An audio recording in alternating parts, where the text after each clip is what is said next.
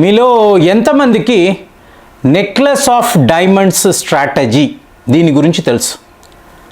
ఏముందండి, నెక్లెస్ అంటే అందరికీ తెలుసు, డైమండ్స్ అంటే ఇంకా బాగా తెలుసు. ఇందులో ఏంటి పెద్ద స్ట్రాటజీ?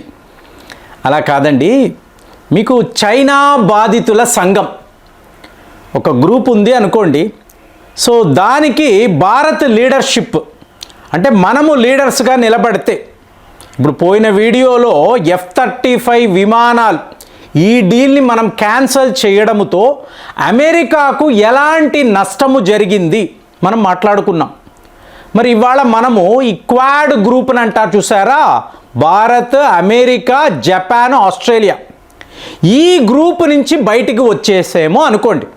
అంటే మరి అమెరికా వాడిని దెబ్బ కొట్టాలి అంటే వాడు మనల్ని రెచ్చగొడుతున్నాడు కదా, సో మనం మన ప్రతీకారం తీర్చుకోవాలి కదా. కాబట్టి క్వాడ్ గ్రూప్ నుంచి మనము బయటికి వచ్చేసామో అనుకోండి. వీళ్ళు ఏం చేయగలరు అంటే ఇండో పసిఫిక్ రీజన్లో చైనాను ఎదిరించే శక్తి ఎవరు? సింగిల్ హ్యాండెడ్గా మనం ఎదిరించగలం. కానీ అమెరికానో, జపానో, ఆస్ట్రేలియానో ఇంపాసిబుల్, చెయ్యలేరు. సో ఇప్పుడు దీన్ని గమనించారు అనుకోండి, ఒక అతి పెద్ద, అంటే మనము లిటరల్గా చెప్తున్నాం, మాటలు కాదురా యాక్షన్లో చూపించండి. ఇప్పుడు డొనాల్డ్ ట్రంప్ ప్రతివాడిని బెదిరించడం, ఒక అమెరికా నిపుణులు వాళ్ళు ఏమంటున్నారు, ఇదంతా ఒట్టి నెగోసియేషన్ కోసము ఇతను ఆడుతున్న నాటకం అండి. నిజంగా భారత్పై 25% ట్యాక్స్ అనేది విధించలేడు, ఎందుకంటే ఇది అమెరికా రాజ్యాంగానికే విరుద్ధమైనది. అంటే international emergency economic powers act అని అంటారు. సో దీనిని ప్రెసిడెంట్ కూడా ఉల్లంఘించలేడు. దీని ప్రకారమే అమెరికా యొక్క ఎకనామిక్ పాలసీ ఉంటుంది. కాబట్టి బెదిరింపులంతా కాదు, కానీ మనము బెదిరిస్తే, భారత్ అమెరికాను బెదిరిస్తే పరిస్థితి ఏంటి? అదే కదా మన పర్సెప్షన్ నుంచి, మన పాయింట్ ఆఫ్ వ్యూ నుంచి మాట్లాడాలి.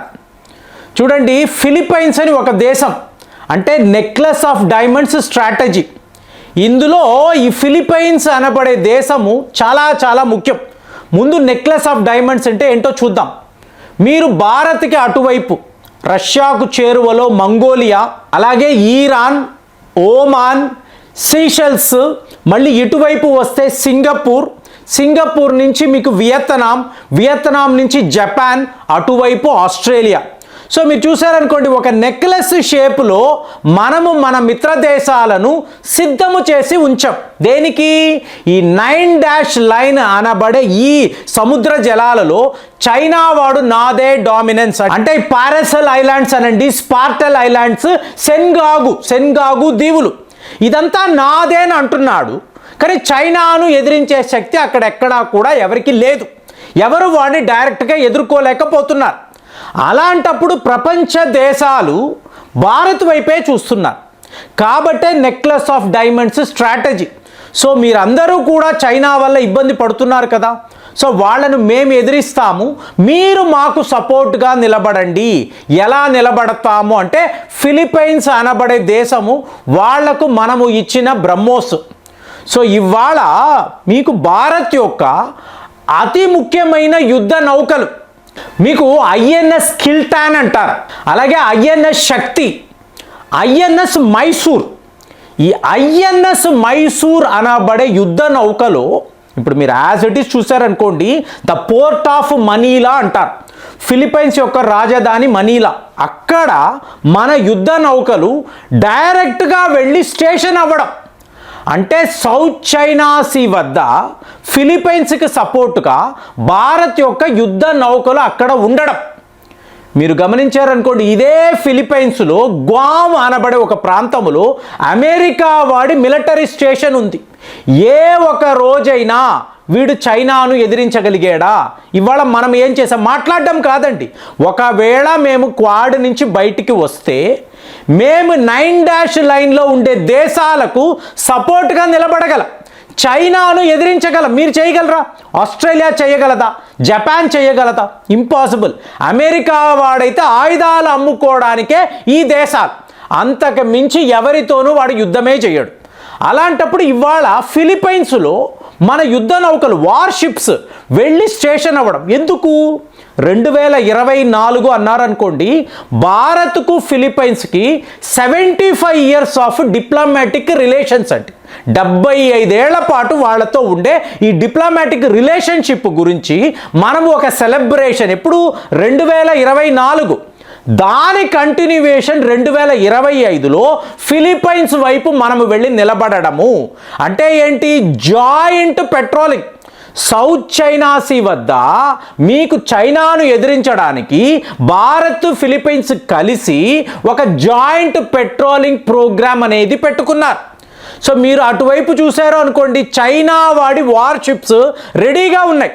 అంటే ఫిలిప్పైన్స్ కోసము వాడు వార్షిప్స్ని పెట్టాడంటే కాదు, మన యుద్ధ నౌకలు ఇండియన్ ఓషన్ రీజన్ దాటి ఫిలిప్పైన్స్ దాకా వెళ్ళి నెక్లెస్ ఆఫ్ డైమండ్స్ అని మీరు మాట్లాడుతున్నారు అంటే రేపు తైవాన్ అనినా, ఇండోనేషియా అనినా, సింగపూర్ అన్నా, ఎవరికి ప్రమాదం అన్నా కూడా భారత్ యొక్క వార్షిప్స్ అక్కడ దాకా వస్తాయని చెప్పడానికి. అంటే మనము మన టెరిటరీని కాపాడుకోవడం కాదండి, ఇక్కడ మీకు ఇండో పసిఫిక్ రీజన్లో చైనాను ఎదిరించాలి అంటే అది ఒక్క భారత్ వల్లే కుదురుతుంది. అమెరికాకు చెప్పడం, నువ్వేదో రెచ్చిపోయి ఏదేదో మాట్లాడుతున్నావు, క్వాడ్లో మేము లేము అంటే నువ్వు చెయ్యగలిగింది ఏమీ లేదు, నథింగ్.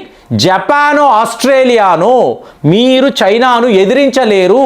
కాబట్టి ఇదంతా మీరు గమనించారనుకోండి, రీజనల్ సుప్రమసీ. ఇక్కడ ఆసియా ఖండములో చైనా ఎంత శక్తివంతమైన దేశమని మీరు భావిస్తున్నారు, భారత్ కూడా అలాంటిదే.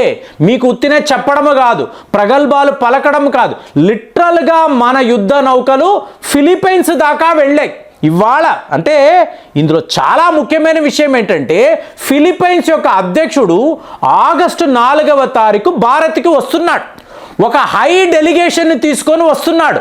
మోదీ గారితో హై లెవెల్ మీటింగ్ ఉంది ఇదే టైంలో.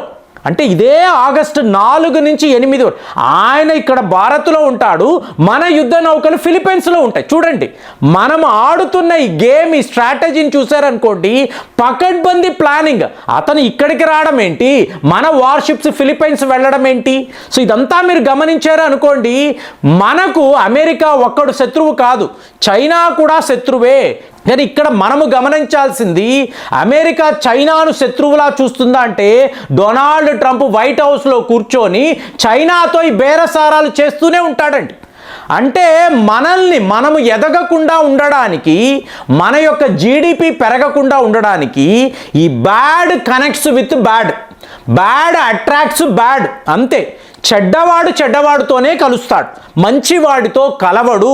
ఈ సూత్రాన్ని మీరు చూసారనుకోండి, రేపు అమెరికా చైనా కలిసిపోయినా ఇదే విషయం రష్యాతో జరగదండి. ఎందుకంటే రష్యా అమెరికా అన్నప్పుడు బద్ధ శత్రువులు, ఇప్పుడు కాదు, దశాబ్దాల వారీగా వాళ్ళు బద్ధ శత్రువులు. ఏ రోజు రష్యా వెళ్ళి అమెరికాతో కలవదు. కానీ చైనా వాడి జిత్తుల మారితనం మాత్రము ఇందులో చాలా ఫేమస్.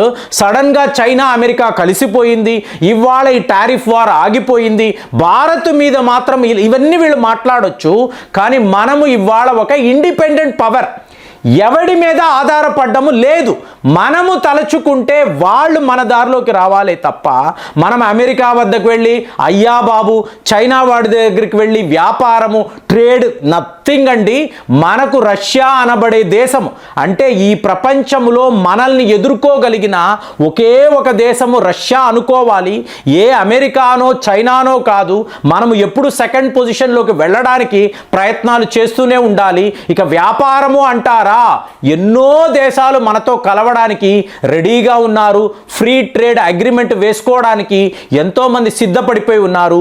ఈ టైంలో ఫిలిప్పైన్స్లో మన యుద్ధ నౌకలు వెళ్ళడము, అక్కడ ఒక జాయింట్ పెట్రోలింగ్ చేయడము అనేది అమెరికాకు చైనాకు ఒక పెద్ద హెచ్చరిక లాగా నేనైతే చూస్తున్నాను. మరి మీ స్పందన ఎలా ఉంది, మీరు ఏం ఆలోచిస్తున్నారు? కామెంట్స్లో రాయండి. మళ్ళీ వచ్చే వీడియోలో కలుద్దాం. జై హింద్.